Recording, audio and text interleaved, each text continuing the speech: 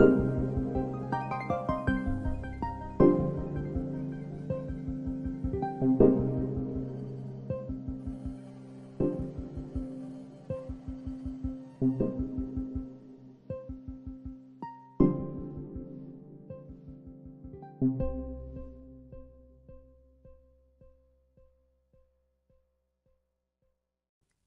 and gentlemen, please welcome back David Icke. Thank you. Thank you.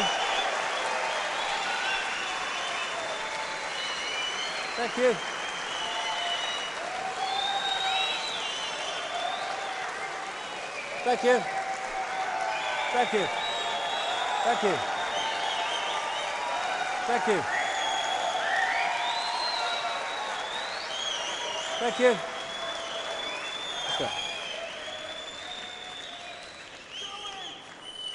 Look at the muck in here. Oh, excuse me. Excuse me about the shirt. The other one smells like a Rethler's jockstrap, you know. After all this time, too much information, Dave. I know. What I want to finish on is looking at what's coming from a point of view of emerging from this crap. In other words, emerging from the mind prison that we've been put into, and therefore creating a reality that we'd rather have compared with the reality that we've been living. And breaking the spell is actually pretty much sums it up, because it is a spell in many ways, if you want to use that symbolism. Our minds have been locked in to a range of perception that gives us the impression that we are limited, that we are poor little Joe Public, I've got no power, and all the rest of it. And that's exactly where people manipulating a mass of people want us to be. And when we're looking at ways out of this, Einstein's quote, which is in many forms, but this is a summary of it, encapsulates what we're looking at. You cannot solve problems with the same level of consciousness that created them.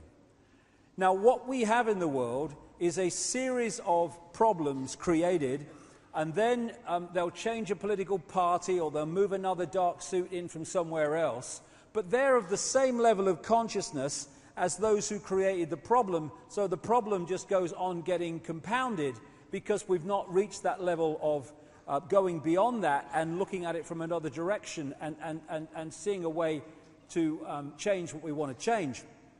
So the door is spinning round in Downing Street in the White House, but no matter what it looks like, the same level of consciousness is coming in and out, and so nothing changes.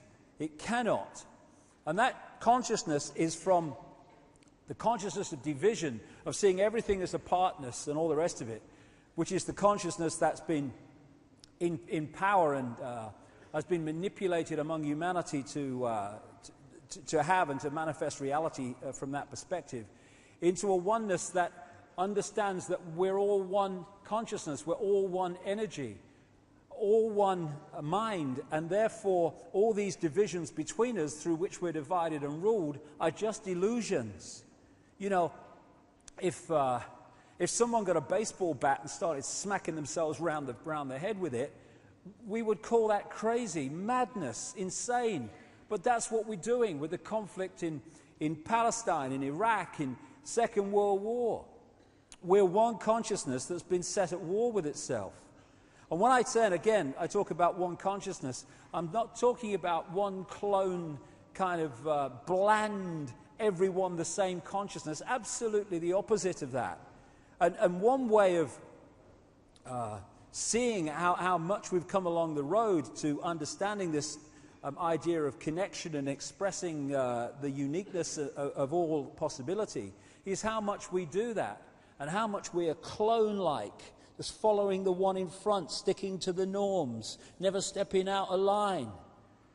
Now, we've become clone-like, not because of oneness, we're all the same, because that's not what oneness is about, but because we have disconnected from that infinity of all possibility, which we can play with and move around and get different points of observation from, and we're just playing and expressing and getting infinite joy from the infinite possibility that's there, and instead we've allowed ourselves to be suppressed into a fractional area of possibility.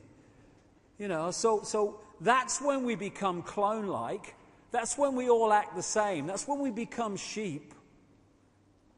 There's no contradiction between oneness and infinite variety, infinite diversity, which is what oneness is. So we can open our minds to multidimensional levels of awareness. It doesn't mean we're going to psychically bloody see everything. Oh, I've just seen someone over there, look, and all that stuff. But we are accessing that level of awareness, and therefore our point of observation of this reality is coming not from in this world. When you're in this world and of it, then you're buggered, really, because all you've got is this world to tell you what reality is and who you are. When you open your consciousness and move your point of observation, you are in this world physically, at least as a projection, but you are not of it in terms of your point of observation. And they're the people that stand out in society. They're the ones that people who are in this mode say, you're crazy, you're mad. No, he's different, because he's got a different point of observation to you. That's all it is. We're the same, but with different point of observation within infinity. There was a time when even this reality, I would say, we had this sense of oneness, this sense of connection, celebrating uniqueness, and joyous in diversity. But slowly, surely, maybe quicker than slowly and surely, our minds have been taken over and encased in this bubble, this disconnection from the great infinite into this body consciousness. And of course, when people come into this world now as what we call babies, and their consciousness enters this world, immediately the programming starts. Often it's parents programming children into the norms. Oh, you can't do that. What will the neighbours say? Oh, you can't do that. I want you to work in a bank. You've disappointed me. You want to go and walk in India. Well, be disappointed then. Sod off. You go and work in the bank. I'm off to India, mate.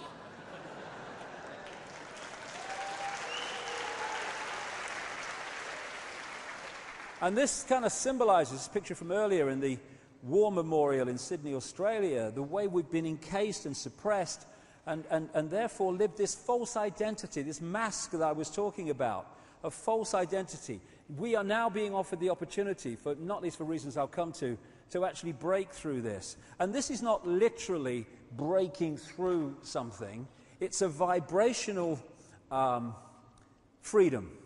Because once we open our minds and open this, because, you know, I would say that the real Trinity ain't Father, Son, and Holy Ghost. It's left brain, right brain, heart, chakra, vortex, the center, the balance point. When these three things are working in unison, we have the balance of all possibility. We have the right brain connection out into the beyond. We have the access of creativity, of seeing a different spin on life, of uniqueness, of all these things. The left brain, which is here for a reason, decodes this stuff and brings it down